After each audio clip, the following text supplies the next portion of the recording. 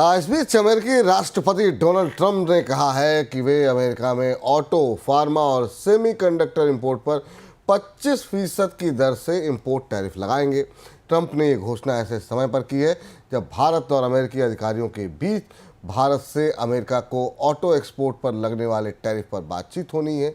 America Bharat की दवाओं और ऑटो पार्ट्स का बड़ा बाजार है। हालांकि भारत से अमेरिका को गाड़ियों का एक्सपोर्ट नाम मात्र ही है।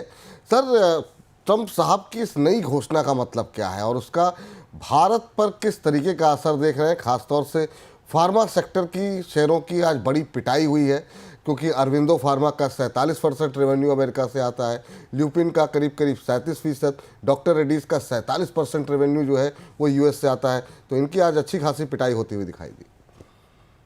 डोनाल्ड ट्रंप प्रतिदिन भारतीय समय के अनुसार सुबह 5-6 बजे के आसपास एक घोषणा करते हैं, एक्स पर अपने हैंडल पर करते हैं, और उसके बाद भारतीय बाजार उस घोषणा का असर, उसका दुख, उसकी पीड़ा पूरे दिन भर समेटते रहते हैं। और ये क्रम लगभग पिछले साल दिसंबर से नियमित रूप से चल रहा है। प्रतिदिन सुबह जब आप उठते हैं तो आप दुनिया के बाजार से ज्यादा ट्रंप का ट्विटर हैंडल चेक करते हैं कि उन्होंने या व्हाइट हाउस की तरफ से क्या कहा गया। और आज की जो घोषणा थी बेहद चौंकाने वाली थी, और मैं लगातार आपसे बता रहा हूं विपुल जी, हम लोग बोनस पॉइंट में लगातार इसकी चर्चा कर रहे हैं। प्रतिदिन ट्रंप के अलग अलग फैसलों की एनालिसिस कर रहे हैं। जैसे कल हमने आपको बताया कि उन्होंने वैट को जिस तरह टारगेट किया, उससे दुनिया के देशों के इंटरनल टैक्स सिस्टम्स पे असर पड़ेगा। आज उन्होंने जो नई बात कही वो उससे आगे थी। उन्होंने एल्युमिनियम और स्टील पर तो टैरिफ लगाने की बात कही, उन्होंने आज ये भी कहा कि वो ऑटोमोबाइल्स पर 25% तक की ड्यूटी लगाएंगे, सेमीकंडक्टर्स पर 25% तक की ड्यूटी लगाएंगे और फार्मा पर 25% तक की ड्यूटी लगाएंगे। ये अलग है।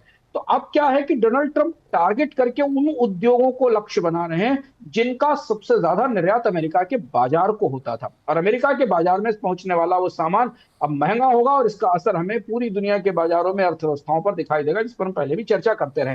भारत में आज इसका काफी बड़ा असर दिखाई दिया बाजार में, क्योंकि फार्मा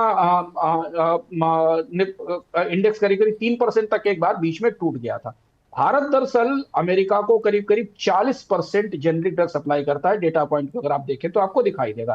और कोविड के दौरान भी भारत ने जेनरिक ड्रग का निर्यात बढ़ाया था। इसलिए भारतीय फार्मा कंपनियों पर इस टैरिफ का बड़ा असर पड़ेगा। अगर 25% की ड्यूटी आ गई भारतीय दवाओं के बिकने पर अमेरिका में, तो भारतीय कंपनियों पर बड़ा असर पड़ेगा, और फार्मा कंपनियों का एक बड़ा हिस्सा निर्यात से आता है।